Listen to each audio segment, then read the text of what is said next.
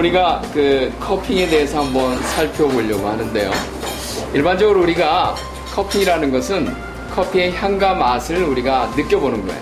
그래서 생두의 품질이 일반적으로 우리가 먹는 커머셜하고 스페셜티급으로 나눠지는데, 그러기 위해서는 생두 자체의 스페셜티의 요건이 뭐냐 하면, 특히 이제 생두의 결점두로 우리가 품질 등급을 매길 때 결점두 점수가 5점 이하일 경우에 우리가 스페셜티급에 속한다고 얘기하고요. 커핑 점수로는 80점 가이드라인을 이상일 때 스페셜티급이라고 얘기하는데, 그런 것이 우리가 커핑을 통해서 우리가 등급을 매기는 생두의 품질 기본 등급이에요. 스페셜티를 정할 때. 아니, 저는 커피 아저씨 김재근 프란치스코라고 합니다.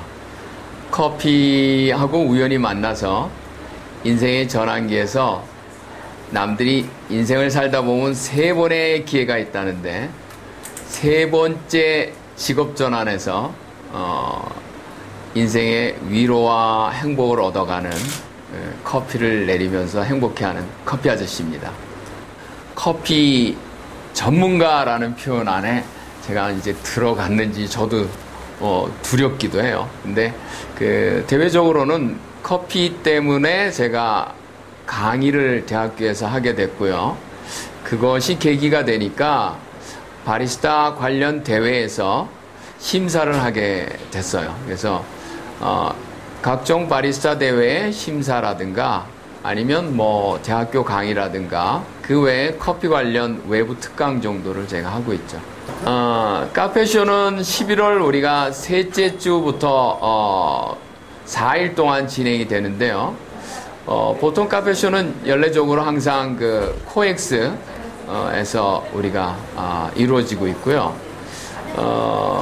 심사를 그동안 쭉 해왔는데요. 올해부터는 뭐 심사위원장이라는 타이틀을 제가 얻게 돼서 힘이 부담스럽습니다. 또 한편으로는 심사위원장은 뭐 돌아가면서 이렇게 대회 운영을 위해서 대표로 맡는 직책일 뿐이라는 생각이 들어서 한편으로는 또 마음이 편해지기도 해요. 사실은 뭐 로스팅을 직접 하니까 항상 제가 볶은 커피의 맛과 향에 대해서 제가 노력해 왔기 때문에 그 커피에 대한 생각을 굉장히 중요하다고 생각을 해왔고, 일반적으로 뭐 그 채굴을 통해서 아니면 뭐 학교에서 이미 뭐 기본적인 SCCA의 커핑 시스템은 다 학문적으로도 공부를 해왔지만 자격증을 딴다는 건 또 별개의 문제인 것 같아요. 그래서 커피하는 사람이 당연히 생두 품질에 대한 평가를 내리는 커핑이라는 훈련은 너무나 필요하다고 생각을 했고요. 그게 공인된 자격증을 따기 위한 책에 있는 그러한 훈련이나 그런 걸 또 공부해야 된다는 건 너무나 중요하다고 생각했기 때문에 그래서 관심을 갖고 한번 공부를 해봤죠. 근데 막상 해보니까 커핑 시스템을 통한 자격증이라는 의미로 자격증을 준다고 받는다는 게 항목별 22개 항목을 시험에 합격한다는 게 쉬운 일이 아니더라고요. 그리고 커피를 그나마 제가 하면서 제 커피 세계가 점점 좁아져 왔는데 그거를 객관적인 수치로 다시 변화한다는 거 역시 시험 평가 절차에 의해서 어렵더라고요. 그래서 그 22개 섹션 중에 떨어졌죠. 5개 섹션에서 떨어져서 한 달을 기다리다가 다시 시험을 봤습니다. 그 과정을 통해서 다시 한번 커피가 점점 좁아져서 우물 속으로 들어가다가 다시 바깥으로 나간 느낌이죠. 객관성을 가질 수 있다는 생각. 물론 이제 생두의 품질 평가 기준에 의한 커핑 시스템과 자격증하고 커피 자체를 특성과 산지 특성에 맞게 로스팅의 템포나 화력을 조절해 가면서 테크닉을 줘서 볶아내는 거하고는 또 별개죠. 그리고 맛을 찾아간다는 건. 그렇지만 커피도 하나의 분야에서 학문적인 거, 이론적인 거, 기술적인 거, 그 과정에 자격 시스템 관한 거, 이런 것도 커피하는 사람으로 당연히 알고 있어야 되는 과정이라고 생각해서 배웠습니다. 그래서 이제 그 Q 그레이더 자격에 제가 들어선 Q 그레이더가 됐습니다. 당연히 그렇습니다. Q 그레이더 과정뿐만 아니라 커피를 제대로 하겠다 그러면 커피 관련 자격증이나 공부는 모두 해보는 게 당연하다고 생각합니다.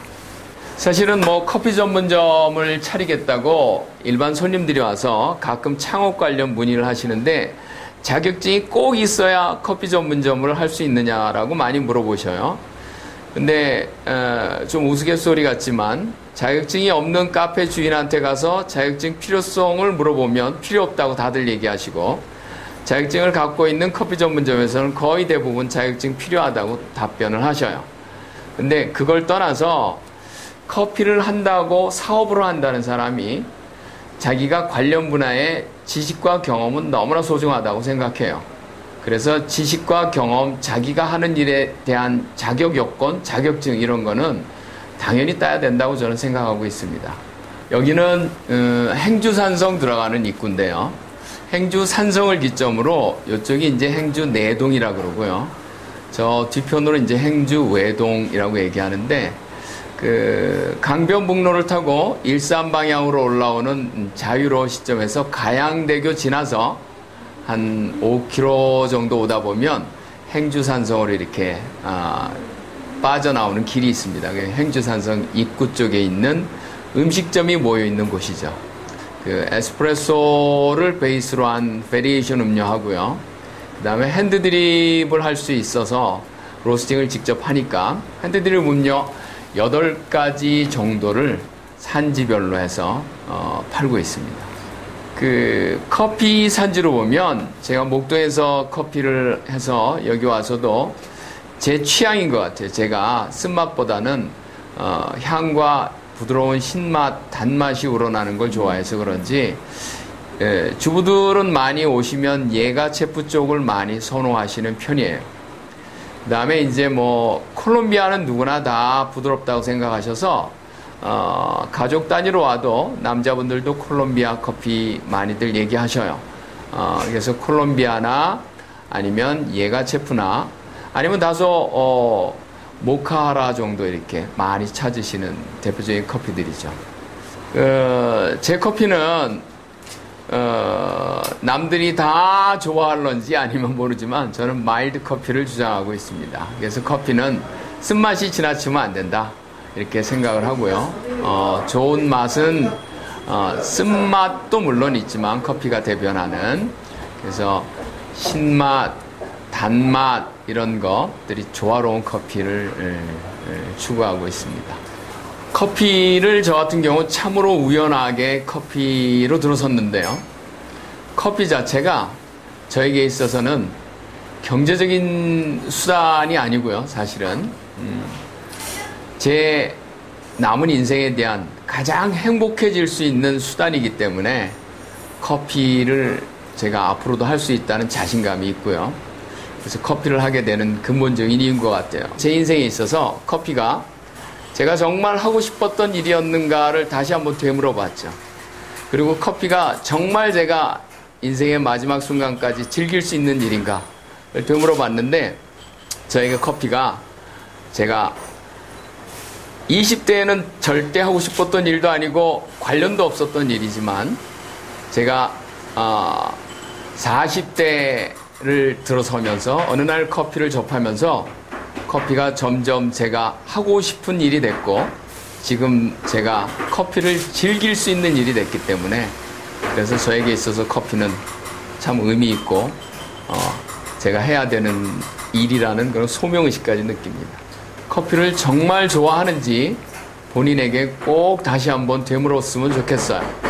하루아침에 되묻지 말고 적어도 1년 동안 커피를 내가 할 것인지 해서 행복할 수 있는지 커피 전문점도 찾아다녀 보고, 실제적으로 커피 전문점에서는 아름다운 음악과 좋은 분위기에서 향기로운 커피를 마시는 고객의 입장이 아니고, 자기가 커피를 한다는 것은 화장실 청소부터 직원들 퇴근하고 문단속부터 그 다음에 커피를 만들기 위한 모든 과정을 설거지통에 손 넣고 설거지하는 것부터 거꾸로 다시 커피를 볶아내고 마대자루 먼지를 맡아가면서 콩을 끄집어내고 고르는 작업까지 쉽지 않은 일이라는 걸 직접 몸으로 보고 다니고 1년 동안 커피집을 전전긍긍하면서 고민을 해도 커피집을 평생 해야 되겠다는 소신과 확신이 차다면 언제든지 커피 아저씨를 찾아오십시오.